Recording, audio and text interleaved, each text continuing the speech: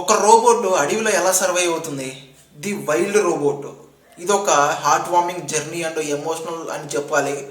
The rose ఇదొక అన్ఎక్స్పెక్టెడ్గా ఒక స్టాండ్స్ ఆఫ్ ఒక రిమోట్ ఐస్లాండ్లో పడితే అక్కడ అది నేచర్తో కానీ యానిమల్స్తో కానీ అది ఎలా అడాప్ట్ అవుతుంది, వాటితో ఎలా జర్నీ చేస్తుంది, అక్కడ వాటితో ఎలా మింగిల్ అవుతుంది, చివరికి వాటిలో ఉన్న టైం అక్కడ అలవాటు పడుతూ హ్యాపీగా ఉన్న టైంలో మళ్ళీ హ్యూమన్స్ వచ్చి దాన్ని తీసుకెళ్తారా లేదా, అసలు ఏం జరిగింది అనేది ఇంక సినిమా చూసి తెలుసుకోవాలి. ఇంకా సినిమా ఎలా ఉంది ఏంటంటే మాట్లాడాలంటే ఆ స్టన్నింగ్ విజువల్స్ కానీ, బ్యాక్గ్రౌండ్ స్కోర్ కానీ, తన యాక్టింగ్ కానీ, ఆ నేచర్ కానీ, ఫారెస్ట్ కానీ చాలా బాగా చూపించారు, చాలా బాగా డిజైన్ చేసుకున్నారు. ఆ రోజును కూడా చాలా బాగా డిజైన్ చేసుకున్నారు రోబోని.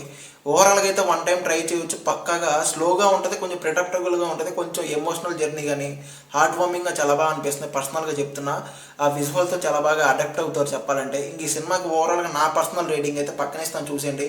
ఈ సినిమా ఆల్రెడీ మీరు చూసుంటే మీకు ఎలా అనిపించింది కామెంట్ చేయండి. ఇలాంటి జెన్యూన్ మూవీ రివ్యూస్ మన ఛానల్లో వస్తూ ఉంటాయి. ఒక లైక్, ఒక సబ్స్క్రైబ్ అలా కొట్టేసేయండి ఫ్రెండ్స్. Thank you.